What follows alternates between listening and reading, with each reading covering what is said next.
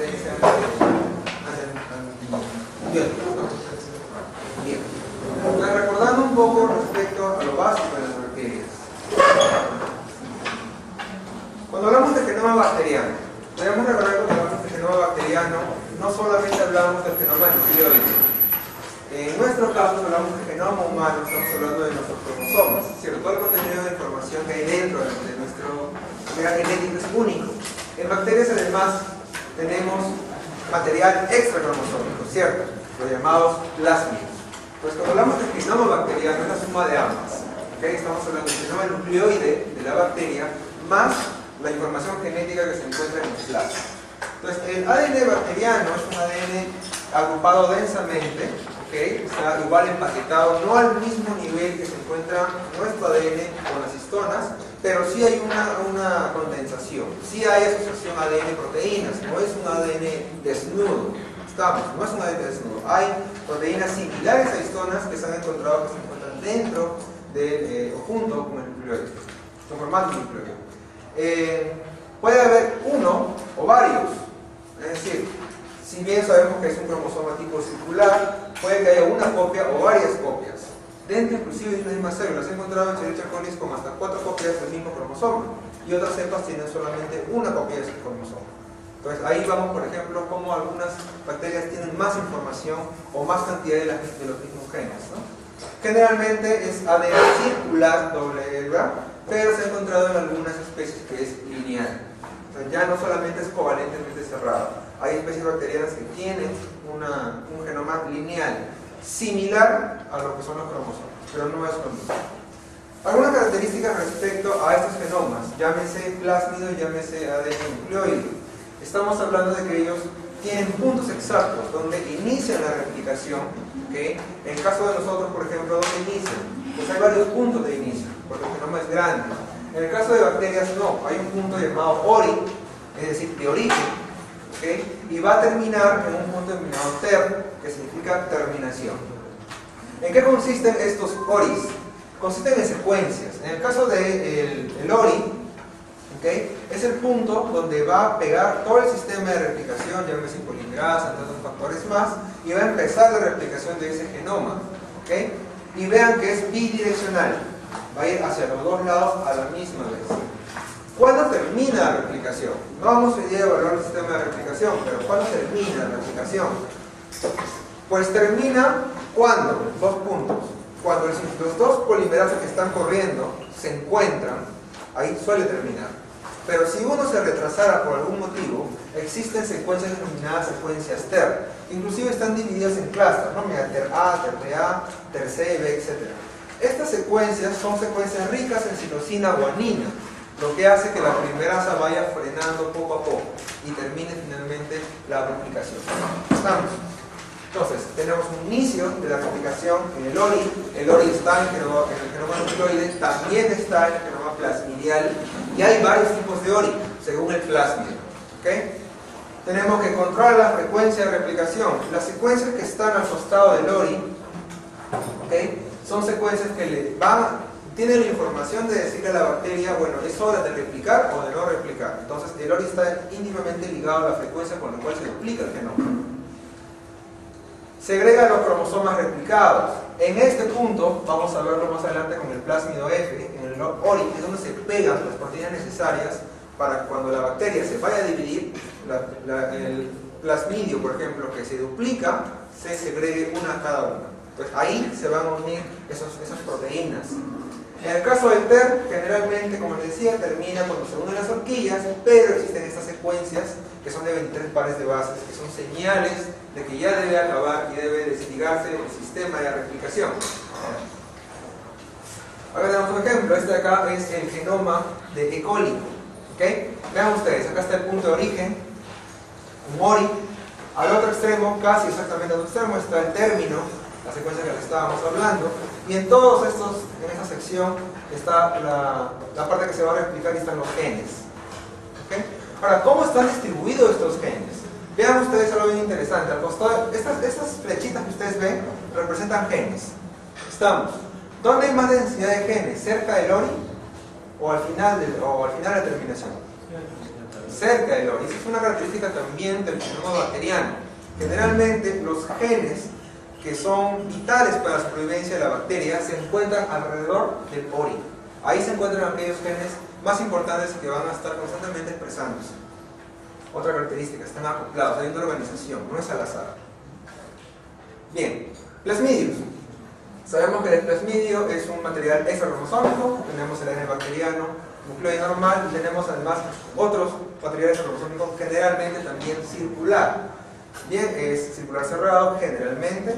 Portan información genética para funciones no esenciales, y esto es muy importante. Si yo le quito todos los plasmidos a una bacteria, la bacteria debería seguir sobreviviendo. Pero si le quitamos el genoma nucleoide, no va a sobrevivir. Eso quiere decir que la información genética que está en el plasmidio no es necesario para la supervivencia. Entonces, ¿qué funciones tiene? Ahí hay genes que le van a dar algunas características adicionales. Por ejemplo, resistencia a antibióticos. Los plasmidios portan una gran cantidad de genes de resistencia a antibióticos. ¿Estamos? Entonces, ¿cuándo va a usar en la bacteria esa información? Cuando esté sometido a ese estrés. ¿Okay? Pero no es esencial para vivir. Entonces, al momento lo va a usar, pero no es esencial para que desarrolle su metabolismo normal. Entonces, esa información se encuentra en los plasmidos. Portan genes, como les comentaba, que confieren nuevas propiedades fenotípicas. No solamente resistencia antibacteriana, también le va a permitir, en algunos casos, metabolizar alguna fuente de carbono diferente a la que estaba acostumbrado. De repente la bacteria sufre un cambio en el ambiente, ya no hay mucha glucosa, pues ahora hay lactosa. Si él tiene en su plásmido alguna información para metabolizar lactosa, va a conseguir sobrevivir ese nuevo ambiente. Plásmidos lineales, como les decía, son algunos casos, como el Streptomyces o Borrelia.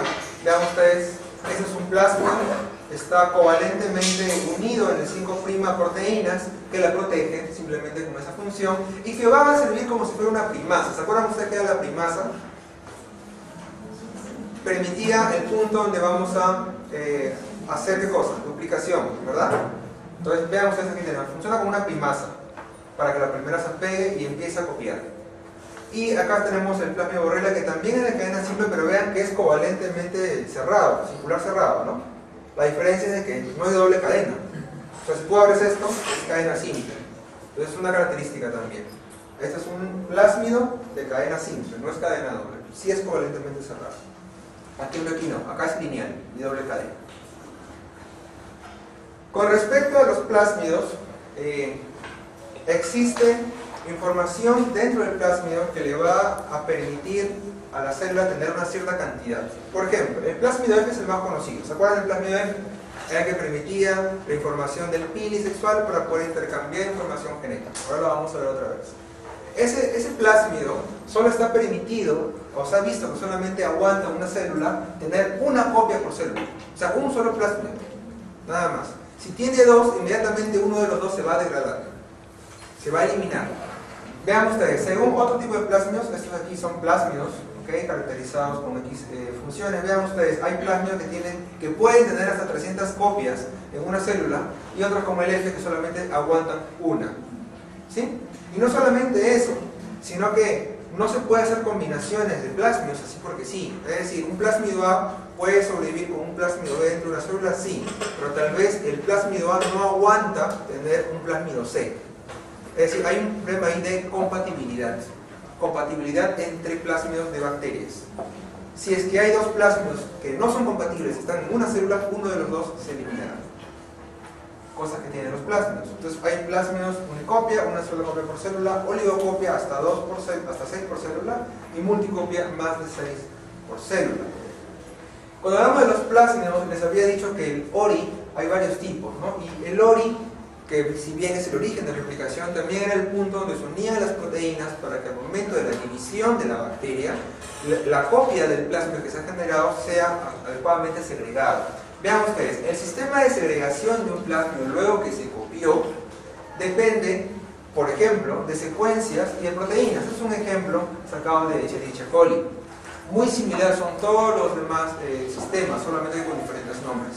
Vean ustedes, acá tenemos una secuencia par S, que es la secuencia en ADN. En esa secuencia que está aquí, que está acá, se va a agregar una proteína, que es la proteína par B. y luego la proteína par A.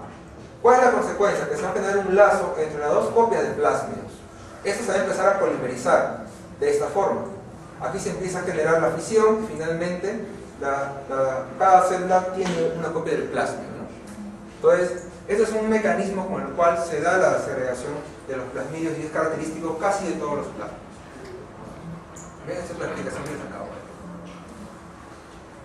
Otra característica que también incluso tenemos los eucariotas es elementos genéticos móviles, los llamados genes saltarines, que son secuencias que tienen la capacidad de en un momento dado salir del genoma y pasar a otro lado del genoma.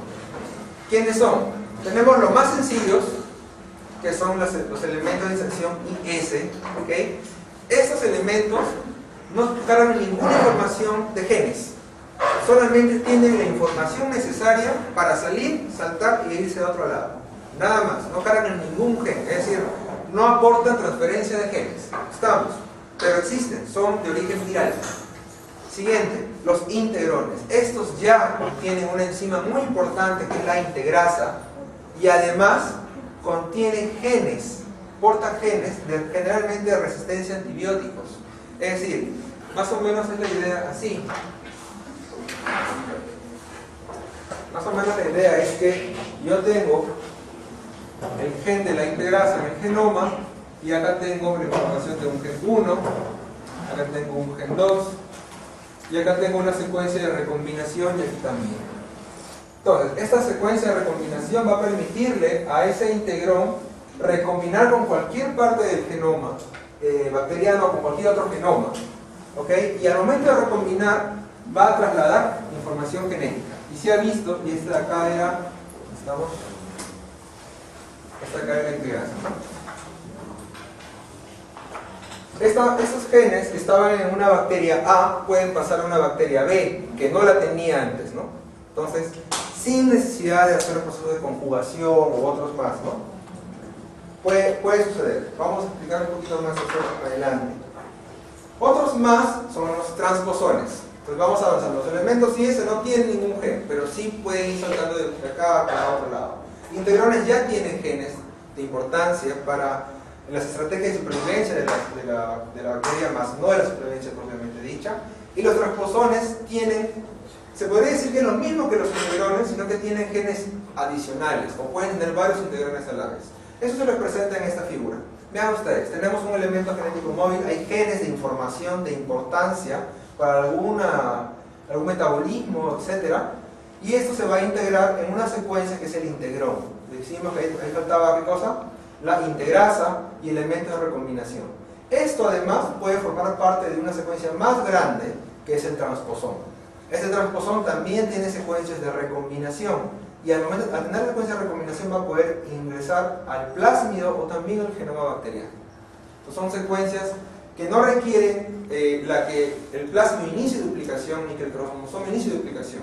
Solitos ellos pueden duplicarse, pueden salir, pueden saltar. Estamos, son elementos móviles por eso. Y son de origen viral, todos ellos.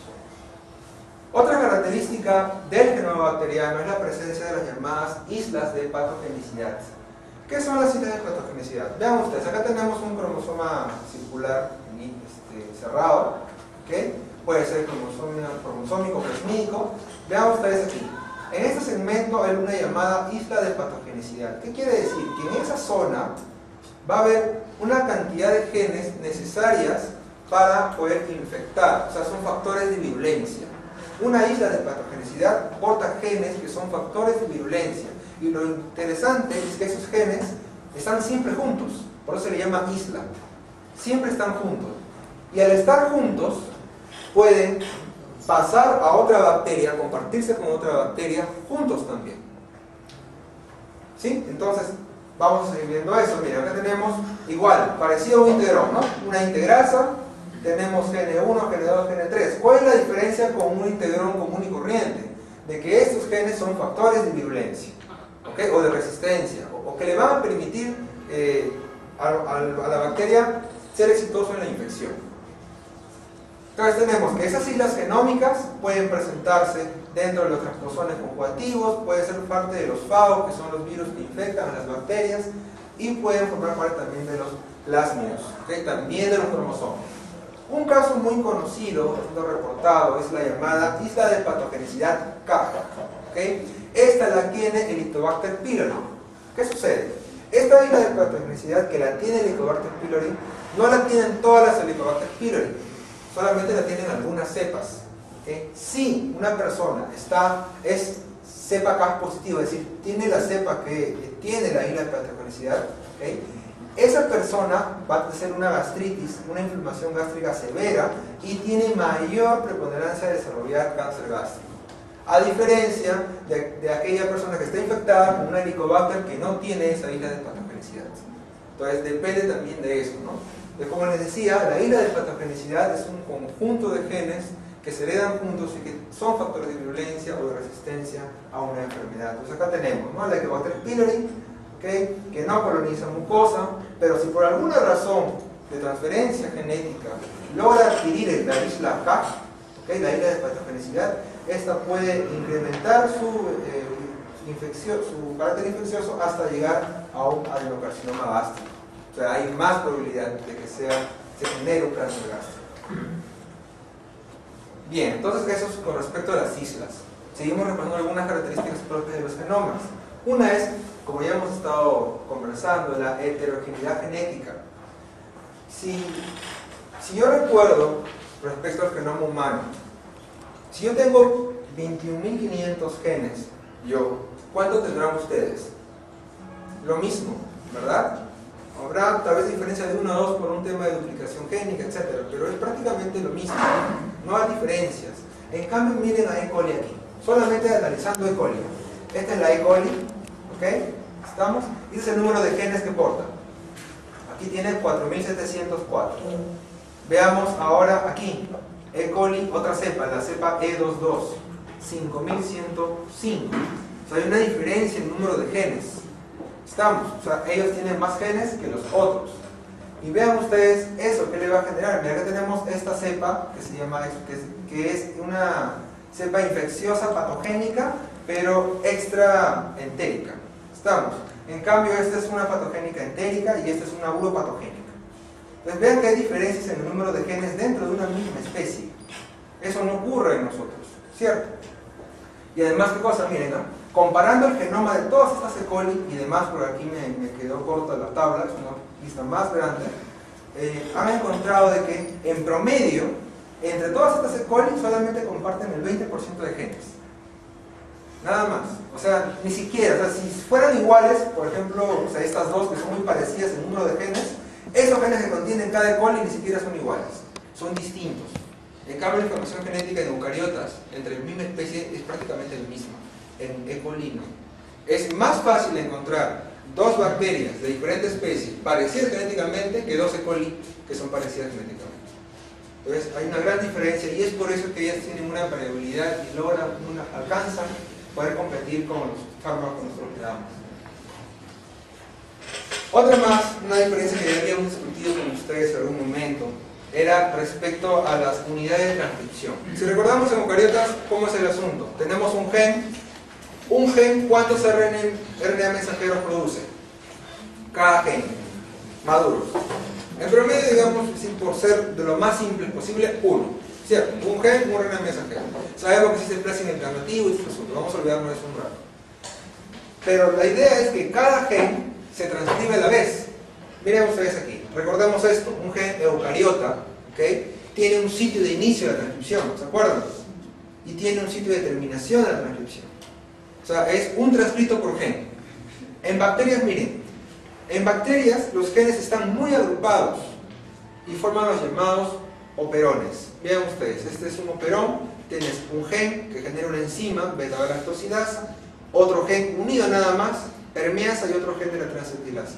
Cuando se da la transcripción, se genera un solo RNA mensajero por todo el juego de genes, lo que se llama RNA policistrónico, ¿no?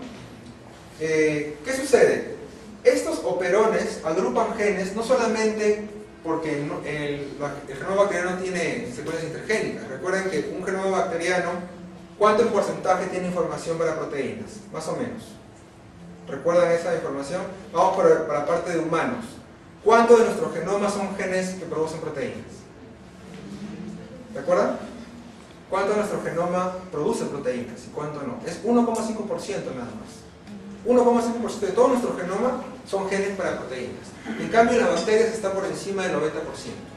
Es decir, hay mucho menos cantidad de secuencias que no codifican nada. La mayoría son genes codificadores. En los operones se puede ver eso. Los genes están juntos, porque no hay espacios intergénicos. Pero además, veamos lo siguiente. Si yo analizo una ruta metabólica de nosotros, por ejemplo la esteroidogénesis, voy a encontrar que para que se dé la esteroidogénesis requiero varias enzimas. 21-hidroxilasa, requiero la 11-beta-hidroxibutirasa, requiero varias enzimas para poder lograr esa única vía metabólica. Y si yo analizo los genes de cada una de esas enzimas, voy a encontrar que uno está en el cromosoma 4, otro está en el cromosoma 10, otro está en el cromosoma 20, están distribuidos en el genoma. En cambio aquí no. En bacterias, los genes que se agrupan en un operón pertenecen a la misma vía metabólica, están agrupados de esa forma, no están distribuidos en el genoma. Y por lo tanto, cuando se heredan juntos también. Bien, entonces, para graficar un poco más el tema de los operones, vamos a desarrollar un poco el operón. ¿Qué es un operón? Primero, el operón, ¿qué es lo que tiene? Tiene un promotor. ¿Se acuerdan para qué serviría un promotor? ¿Se acuerdan? Un gen necesitaba un promotor. ¿Para qué? Para transcribirse. Igual, ellos también requieren un promotor, ¿ok? Para poder transcribirse. Necesitan un sitio de regulación, ahorita vamos a hablar de eso. Tienen genes adyacentes que codifican enzimas de una misma vía metabólica, lo acabamos de mencionar. Y tiene una secuencia de determinación. ¿Cómo sería un operón? Vamos a hablar ahora del operón más conocido que hay, que es el operón lactosa, operón LAC. Este operón se encuentra en Escherichia coli y le permite a la Escherichia coli metabolizar la lactosa como fuente de carbono. ¿Estamos? Veamos. Este es el operón. Aquí tenemos los genes que estábamos hablando de que se transcriben en un solo RNA policistrónico. Tenemos el gen Z, el I y el A. ¿Okay? Son denominados genes estructurales. Vean aquí, tenemos un operador y tenemos un promotor. ¿Promotor de quién? De estos genes de aquí. Lógico, ¿no? Como ocurre en eucariotas. Aquí tenemos otro gen distinto que codifica una proteína represora y otro promotor. ¿Cómo funciona esto? Bueno, acá es la división, ¿no? Los genes estructurales, las tres enzimas de este operón. Este operón solo tiene 3 enzimas, otros operones pueden tener hasta más enzimas. Este es un ejemplo bastante sencillo. Tenemos elementos de control, ¿okay? Promotor y operador, que los habíamos mencionado aquí. Y tenemos la proteína represora que está codificada a este nivel. ¿Cómo funciona? Si la bacteria, en este caso Escherichia coli, se encuentra tranquila en un ambiente adecuado, donde hay unas concentraciones adecuadas de glucosa, ella va a metabolizar glucosa. ¿Okay? Digamos que no hay lactosa, lo que abunda es la glucosa. En esa situación, ¿qué va a pasar? Va a pasar lo siguiente. Este promotor va a intentar replicar los genes estructurales, pero no lo va a lograr. ¿Por qué? Porque acá hay un bloqueador. ¿Okay? Acá hay una proteína, que es la proteína represora, que la está bloqueando. Entonces, en ausencia de lactosa, este represor se va a estar transcribiendo y va a estar reprimiendo la replicación de los demás genes. ¿Qué pasa si la bacteria entra en una situación en que ya no hay glucosa, pero sí hay lactosa? Hay que aprovecharla. ¿Cómo lo hace? En presencia de lactosa, la lactosa, la lactosa es el inductor, al entrar a la célula, va a sufrir un cambio químico para convertirse en alolactosa. Esta alolactosa se une al represor inhibiéndolo. Entonces, el represor está unido ahora a la alolactosa y ya no va a reprimir más la transcripción de estos genes. Estos genes ahora se van a transcribir. ¿Y para qué sirven estos genes? Vean ustedes, eran 3 genes. Estos 3 genes que están acá, miren la lactosa. La lactosa para ingresar requiere de una proteína que se llama permeasa. Esa es uno de los genes que estaba aquí. Recuerden ustedes. El I, la permeasa. ¿Sí? Entonces, la permeasa permite el ingreso de la lactosa. Ahora, la otra enzima, la transetilasa, ¿okay? Esta de acá lo que va a hacer es convertir la lactosa en alolactosa, que habíamos dicho que era el que inhibía el represor. ¿Okay? Y la otra, que es la beta-galactosidasa, va a separar la lactosa en galactosa y en glucosa para aprovechar la glucosa como fuente de carbono y producir energía. Entonces vean ustedes que estos operones trabajan con regulación según estímulo, ¿no? Y todos los genes que están ahí pertenecen a la misma vía de metabolismo. Otro asunto, y es el que nos va a permitir hablar todo el resto de la clase, es el tema de transferencia genética horizontal. ¿Qué significa esto? Sucede lo siguiente. Primero, en mi genoma, para yo tener una ganancia de genes, ¿qué tendría que pasar? Un mecanismo es este, ¿no? Este es un cromosoma humano y por algún motivo este fragmento cromosómico se duplica. Entonces todos los genes que estaban aquí, ahora también los tengo aquí abajo. He ganado genes, por decirlo de alguna forma. Se ha duplicado y he ganado material genético. Ahora, yo para heredar ese material genético, ¿qué tengo que hacer? Tener hijos, no me queda de otro. Las bacterias es muy distinto. ¿Cómo ganan genes las bacterias? Por estos tres mecanismos que ustedes conocen: transformación, conjugación y transducción. ¿Okay? Estos tres mecanismos le va a permitir a la bacteria adquirir genes sin necesidad de que lo herede de sus padres, simplemente los va a adquirir, ¿okay? Y va a permitir tener una ganancia de genes. O sea, en un momento de la vida, la bacteria puede tener 1000 genes y en otro momento puede tener 2000, porque está ganando genes gracias a esta transferencia genética horizontal. Analicemos cada uno de ellos. ¿Okay? Tenemos la transformación. ¿En qué consiste la transformación? Es simple. La bacteria va a captar ADN que por algún motivo ha botado alguna célula donadora. Esta célula, digamos, murió, botó su ADN al medio ambiente y ella lo capta del medio ambiente y lo ingresa hacia adentro. La otra es la transducción, las bacteriófagos.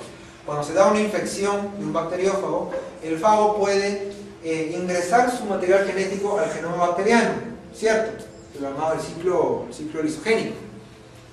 Cuando esta de aquí intente hacer un nuevo virus, puede que salga el genoma del fago más un poco del genoma bacteriano.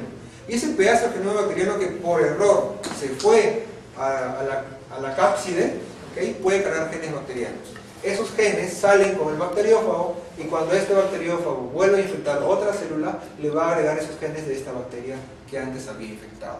Tendremos luego la conjugación, la más conocida, en el cual el material genético, principalmente plasmidial, va a traspasarse a otra célula receptora. Hablamos primero de la conjugación. Estos tres mecanismos de transferencia genética horizontal son los que han hecho posible que las bacterias adopten resistencia bacteriana.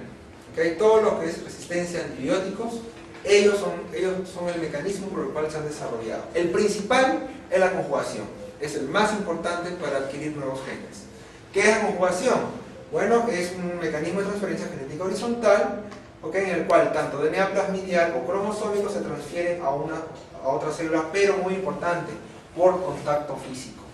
¿Okay? Recuerden que esto de aquí es cierto, se genera un pili que hace el contacto célula-célula, pero la transferencia no se da a través del pili. Estos dos se van a ir acercando gracias a que el pili se va retrayendo y cuando estos dos estén juntos van a formar un poro por el cual va a pasar el ADN. Sigamos viendo. La conjugación. ¿Es una forma de reproducción sexual bacteriana? ¿Sí o no? ¿Qué opinan ustedes? ¿Lo será? ¿Será una forma de reproducción sexual? En realidad no, ¿por qué? Primero porque no está ligada a la reproducción. Es decir, la conjugación se puede dar sin que la célula se divida. No hay una relación ahí. ¿Estamos? La siguiente es que hay una desigual contribución genética. En el caso de una reproducción eucariótica, cada padre da la mitad de la información. Aquí no, aquí solamente una célula da información a la otra no da nada. Entonces no hay una contribución equitativa, ¿no? En esto consiste, lo que les decía, ¿no? Se genera un pilus que va a permitir el contacto físico entre dos células. Este pilus se va a ir retrayendo poco a poco, despolimerizándose, hasta que permita que entre las dos se genere un poro. Por ese poro va a pasar el material genético, tal y cual está aquí, ¿no? Se genera el pilus, es el pilus conjugativo. Este de aquí, esta célula contiene el plásmido F, esta no lo contiene, por lo tanto se llama F positivo, esta F negativo. Cuando se da finalmente la formación de ese poro, por ahí finalmente el material genético va a pasar, pero va a pasar como cadena simple. Recuerden que los dos materiales genéticos, cromosoma o plasmidio, es de cadena doble, ¿no? Pero al momento de pasar de una célula a otra, solamente pasa una de las cadenas. Cuando termina de pasar, acá se empieza a duplicar en la otra célula. Finalmente, las dos células llegan a ser F positivos gracias a esa transferencia. Bien, puede suceder otra cosa. Puede suceder que el plásmido, por un tema de recombinación, recombine con el cromosoma bacteriano, nucleoide, y ahora el plasmidio F va a formar parte del cromosoma. Esa nueva célula se llama HFRD, una cepa de alta recombinación. Estamos, por eso se llama HFRD. Esta de aquí, ¿okay?, puede también donarlo, el cromosoma entero puede pasar a una sola recipiente a través del virus. Puede ser, pero es más común a través del plásmido porque es más pequeño que el genoma nucleoide. Cuando el plásmido es insertado dentro del genoma cromosómico se denomina episoma. ¿Okay? ¿Y cómo lo hace? Lo hace gracias a que el plásmido F, ¿okay?, plásmido F tiene unas secuencias de recombinación llamada IS2. Estas secuencias van a parearse con unas secuencias del cromosoma bacteriano para finalmente formar parte de ese cromosoma. Entonces, en el plásmido F es la secuencia IS2 la que permite su integración al cromosoma en forma de episoma.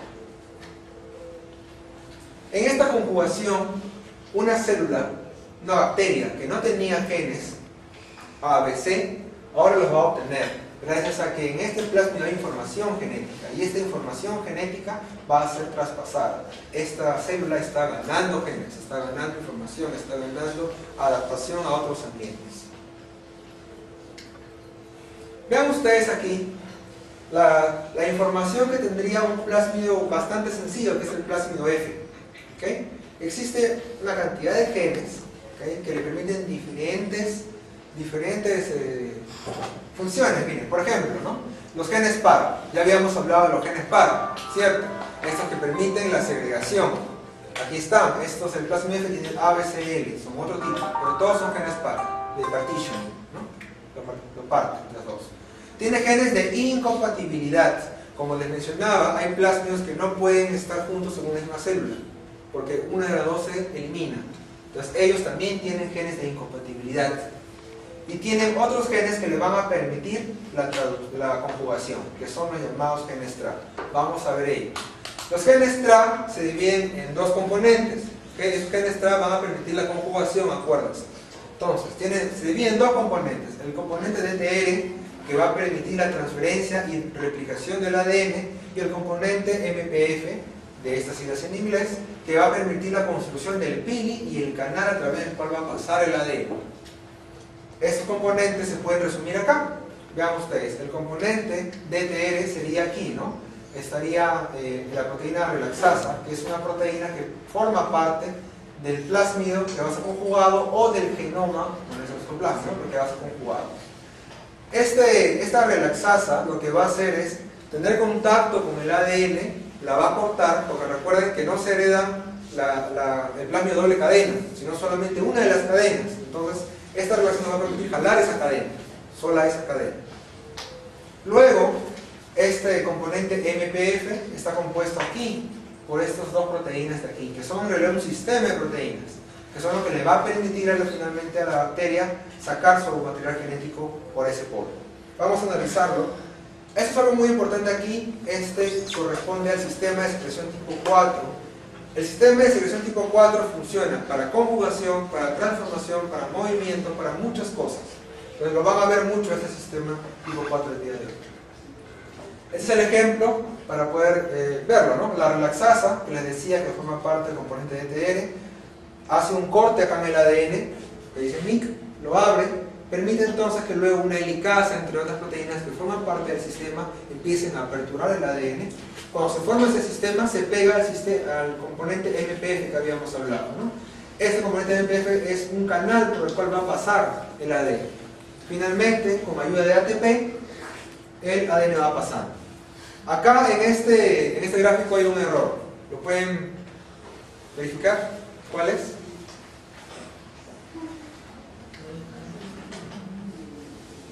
Esto de acá es el modelo antiguo. A través del pili no pasa el ADN, ¿no? Lo que tendría que haber aquí pasado es que estos dos se hayan juntado y al fusionarse se genera un por ahí pasa. ¿Okay? Entonces es un modelo antiguo, pero esto de acá se mantiene, ¿no? La forma como funciona la conjugación. Existen unos transposones que se denominan transposones conjugativos. Es decir, si nosotros pensamos en conjugación, por ahí pasa plásmido, por ahí puede pasar ADN cromosómico también. Pero también pueden pasar transposones. ¿Qué sucede? Les había dicho que eran transposones, eran segmentos que contienen genes y tienen secuencias que recombinan, ¿cierto? Esas secuencias, así como las hicieron entrar al cromosoma, las pueden hacer salir. Y no solamente eso, que al momento de salir pueden hacer que este transposón se circularice. Y al circularizarse permite su traspaso a través de la conjugación a otra célula que no la tiene, llevando genes con ellos. Un caso es el transposón TN916 de Enterococcus fecalis. Bien, transformación. Les había comentado, transformación es cuando la célula encuentra material genético suelto en el ambiente, lo capta y lo ingresa a la célula, con diferentes propósitos. Veamos. Primero, no todas las bacterias tienen esa capacidad. ¿Okay? Cuando la bacteria está en toda la capacidad de adquirir ADN del medio ambiente, eso se denomina estado de competencia. ¿Okay? Entonces, una bacteria es competente cuando puede ingerir ADN del medio ambiente. Estamos en un estado fisiológico de la bacteria y que muchas bacterias lo pueden tener en algunos casos, otras bacterias son toda su vida competentes y otras bacterias jamás hacen competencia. Es decir, es una característica solamente de algunas bacterias. Como les decía, ¿no? Que hay ADN en el medio ambiente, este ADN es captado por una célula receptora, ingresa ese ADN y ese ADN puede recombinar, es decir, puede unirse al genoma bacteriano. Entonces, este gen B que estaba acá suelto en el ADN afuera en el ambiente, se une al ADN bacteriano y ahora esta bacteria tiene un nuevo gen, una nueva información genética. ¿Se acuerdan de este experimento? Era cómo se inició el proceso de transformación, o sea, cómo se descubrió el proceso de transformación, ¿no? Eran una cepa que era virulenta, la cepa S, una cepa no virulenta, la cepa R. La cepa virulenta se elimina con calor y luego de haber eliminado con calor, uno puede pensar que al momento de morir esas células, algunas pueden romperse, liberan el contenido del material genético y ese material genético fue captado por la cepa R no virulenta al momento de combinarlas. Ahora la cepa no virulenta adquirió ese material genético, tiene esa información virulenta y se convierte en cepa virulenta y mata al ratón. Entonces, fue la primera vez que se observó el tema de la transformación. Justamente Griffith habló del principio transformante. De ahí viene transformación. ¿Cómo lo hace la bacteria? Lo hace así, ¿no? Tiene algunos receptores, es un sistema, ¿okay? Que es también un sistema de secreción tipo 4 que les había mencionado. Este sistema capta ADN del medio ambiente. Una vez que lo capta, si es muy grande el ADN, lo va a ir degradando y una característica propia de la transformación es que el ADN que se va a ingerir siempre es de cadena simple, nunca es de cadena doble. Entonces el ADN que se captó es de cadena doble, bueno, antes de ingerirlo eliminamos una de las hebras y la hebra simple ingresa, ¿no? Y esta hebra simple puede ingresar o puede recombinar con el cromosoma. Puede, no quiere decir que lo vaya a hacer. Entonces acá lo vemos más claro, ¿no? Tenemos el ADN, esta es la pared celular, esta es la membrana, está captando ADN en la bacteria, pero solamente está ingresando una hebra nada más, las otras están quedando porque las está eliminando una nucleasa a ese nivel. Entonces, ese segmento que ha ingresado puede recombinar en el cromosoma. ¿Cómo así hay ADN en el medio ambiente? Pues hay tres explicaciones. La primera es que una célula bacteriana muere porque de repente no hay mucho nutriente, simplemente muere. Al momento de morir libera contenido citoplasmático, con ello libera el ADN y ese ADN puede ser captado. Hay casos como este de aquí, la Neisseria gonorrhoeae. Ellos están constantemente liberando ADN. Tienen un sistema de secreción de ADN, rarísimo, ¿no? Están botando su material genético constantemente. ¿Para qué? Para que sus demás compañeras capten esos genes. y todos tengan la misma información y todas puedan sobrevivir. Otra más es un mecanismo fratricida, la tercera, quiere decir de que hay bacterias que tienen proteínas que le van a permitir matar a otras de sus compañeras para que su ADN sea liberado y ellas la puedan captar. Entonces son mecanismos como se puede liberar ADN en el medio ambiente. ¿De qué les sirve la transformación a las bacterias? Lo primero y lo más lógico es que lo pueden utilizar como factor nutritivo, es decir, capta el nucleótido puede ser fuente de carbono y también es fuente de fosfato, ¿cierto? Le va a permitir energía. Entonces, una posibilidad es la utilización de ese material genético como nutriente, no como información genética. La otra es que si este material genético se incorpora en el cromosoma bacteriano, va a generar mayor diversidad genética. ¿Estamos? Una más es que puede servir como molde para reparar el ADN. Se ha demostrado que han agarrado un grupo de bacterias, las han irradiado con luz UV. ¿Qué hace la luz UV en el ADN? Rompe, genera quiebres, ¿cierto? Y han agarrado a un grupo de eso, lo han dejado con luz UV, al otro, luego de someterlo a luz UV, le han agregado ADN bacteriano de un extracto de su propia especie y vieron que ésta sobrevivía. ¿Por qué? Porque había un mecanismo de reparación que utilizaba como molde el ADN de otras células, ¿no? Entonces también sirve como molde para la reparación del ADN. Algo también interesante es que cuando las bacterias entran en estado competente para hacer transformación, dejan de crecer, no se dividen más. No se dividen más. ¿Qué sucede? Cuando uno toma un antibiótico, el antibiótico ¿a qué nivel actúa? Bueno, a varios niveles, ¿no? Pero la bacteria tiene que querer dividirse, ¿cierto? Intentar dividirse. Al momento de intentar dividirse no lo va a lograr porque el antibiótico lo está impidiendo y la célula muere. En cambio, cuando la célula está en estado competente, no crece más, se mantiene ahí. El antibiótico entra y no le hace nada, porque la bacteria no está creciendo, no está haciendo duplicación, no está haciendo nada. Es un estado persistente llamado de tolerancia al antibiótico. Ojo, no es resistencia, no está resistiendo, no tiene un mecanismo que elimine el antibiótico, pero está tolerándolo, gracias a que está metabólicamente casi inactivo, ¿no? Entonces, el estado de competencia le permite a la bacteria un estado de tolerancia al antibiótico. Muy importante también, para que haya sido fijado ese mecanismo evolutivamente hablando. Otro que dicen por ahí es que el PILI4 que se utiliza para la transformación sirve para la motilidad. ¿Qué sucede? Cuando la bacteria está en una posición y necesita moverse a otro lugar porque de repente se quedó sin nutrientes ahí, empieza a mover este pili para poder trasladarse. Al momento de trasladarse, puede que ese sistema se atore con ADN que está en el medio ambiente. Entonces, evolutivamente, ellos han... ¿Estás durmiendo? Evolutivamente, ¿okay? Ellos han desarrollado el mecanismo de que si encuentran ADN en el ambiente, para que no atore el mecanismo de movimiento, lo captan y lo meten hacia adentro. Es otra posible explicación de por qué se dio y se fijó el proceso de transformación. Traducción. ¿Ok?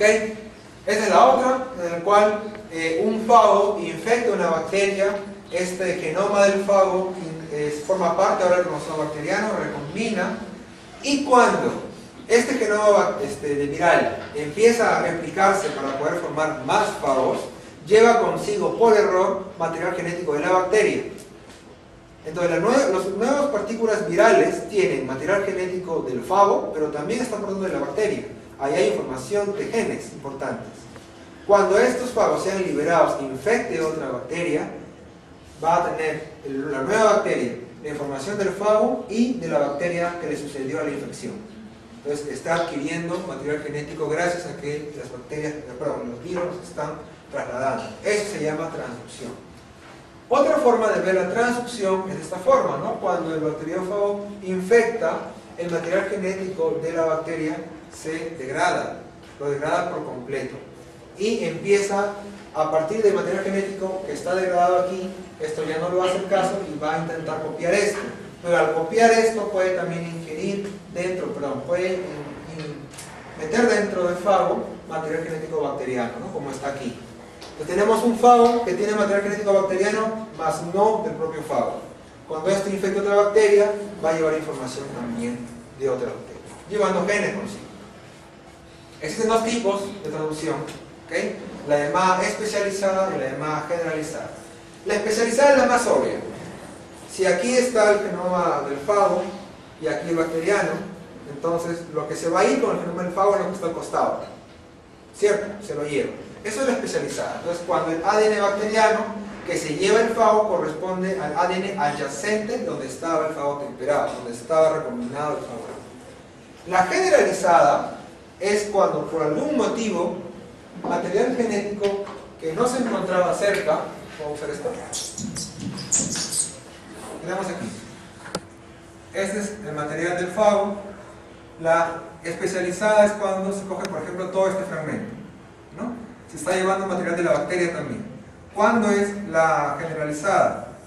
Este es el fago, el material, el fago temperado sería, y acá el material de la bacteria continúa, ¿no? El cromosoma bacteriano. Al momento de hacer la replicación, se lleva tal vez material genético de bacteria también, pero también se lleva un pedazo aquí, se lleva un pedazo aquí y un pedazo aquí, que se van a recombinar aquí con el fago y el fago se los va a llevar. Este es un mecanismo un poco más complicado, ¿no? Hasta ahora no hay una explicación exacta de por qué sucede eso. Cuando se ha hecho estudios respecto a la información genética que tienen los fagos, los fagos que están en el intestino, ¿okay? Se ha encontrado de que el 60% de genes bacterianos funcionales forman parte del genoma de los bacteriófagos. Es decir, hay una gran cantidad de genes que está dentro del genoma de los bacteriófagos y que está constantemente llevándose de una a otra bacteria. Con respecto a estos tres sistemas, estos tres mecanismos, los tres pueden permitir la resistencia a antibióticos. Una forma simple de ver cómo se puede generar resistencia antibiótica es esta, ¿no? Tenemos un conjunto de células, ¿okay? Solamente dos de todas estas tienen la información de resistencia. Si yo someto a este grupo de células, a esta población, a antibióticos, ¿qué va a pasar? Que solamente las que tienen la información van a sobrevivir, ¿cierto? Estas de acá van a proliferar en una nueva población y esta nueva población va a seguir creciendo, tal vez haciéndose cada vez más heterogénea, por lo que habíamos estado comentando en clase. Esto aquí es lo más sencillo, pero lo podemos ver, antes de ver eso, de otra forma, ¿no? ¿Qué sucede? Tenemos una población aquí, por ejemplo, de dos bacterias. Una tiene la información de resistencia a las drogas y el otro no. Cuando en la población se supone que deben morir todas las que no la tienen, pero por sistemas como conjugación, como transformación y transducción, esos genes de resistencia van a pasar a otras células que no lo tenían, haciendo que más bacterias resistan, ¿no? Entonces no solamente es de que van a perdurar los que tienen información, sino que estos van a hacer que los demás también la tengan debido a este mecanismo de transferencia genética horizontal. Una vez de que se da en esta población de transferencia genética y se somete a un antibiótico, más bacterias van a sobrevivir a este tratamiento, a este estrés. ¿Cómo es que una bacteria se hace resistente a nivel ya del antibiótico? Puede ser así, ¿no? El antibiótico ya no entra porque su canal por donde pasaba ha mutado o ha cambiado. Entonces esto aquí lo va a rechazar, el antibiótico nunca entra. Otro es que haya adquirido información de un gen que degrade el antibiótico, ¿no? Entonces tiene una nueva enzima que cuando entra el antibiótico, la enzima lo ataca, lo degrada y no le pasa nada a la bacteria. La otra es que jamás se forma un poro por donde puede entrar este antibiótico. Y lo otro es que se adquiera la información para una bomba que cuando entre el antibiótico inmediatamente lo va a botar hacia afuera, ¿no? Entonces son mecanismos por el cual se da resistencia. Un caso muy conocido es el caso de las beta-lactamasas. Las beta-lactamasas son enzimas que van a degradar o van a neutralizar, no degradar, sino neutralizar antibióticos beta-lactámicos. ¿Quiénes son antibióticos beta-lactámicos? Penicilina, ceftriaxona, ampicilina. ¿Okay? Estos de acá tienen esta característica en general. Vean ustedes, tienen un anillo acá que está en rosado. Este anillo, cuando es atacado por la beta-lactamasa, que es una enzima de la bacteria, se va a aperturar, se va a abrir y eso la va a neutralizar. Ahora el antibiótico ya no tiene más su propiedad de ser antibiótico. Entonces, ¿cuál es la estrategia ahora? ¿Qué sucede? Que las bacterias actualmente tienen beta-lactamasas. Y esas beta-lactamasas hay de varios tipos. Algunas beta-lactamasas neutralizan solo un tipo de beta-lactámicos y otras, que son de amplio espectro, neutralizan más cantidad de antibióticos. La estrategia ahora es combinar, ¿no? La amoxicilina, que es un beta-lactámico que puede ser neutralizado por las beta-lactamasas de las bacterias, se tiene que combinar ahora con el ácido clavulánico. Este de acá, ¿qué es? Miren, este de aquí, este ácido clavulánico, es un inhibidor de beta-lactamasa. Entonces, si tenemos una bacteria resistente y yo le doy amoxicilina más ácido clavulánico al paciente, el ácido clavulánico va a inhibir la beta-lactamasa. Esta beta-lactamasa ya no va a poder inactivar a mi fármaco, a mi amoxicilina, y la amoxicilina va a ejercer su acción antibiótica. Entonces, son estrategias que se están viendo para poder superar la resistencia bacteriana. Finalmente, tenemos que hace pocos años se ha descubierto el llamado sistema inmune bacteriano. Sabemos que el sistema inmune de nosotros es todo un sistema bastante complejo de muchas proteínas para defendernos de patógenos. Se llama sistema inmune bacteriano porque tiene la misma idea, la define de patógenos. ¿Quién es el patógeno de una bacteria? Los virus, ¿no? Los virus.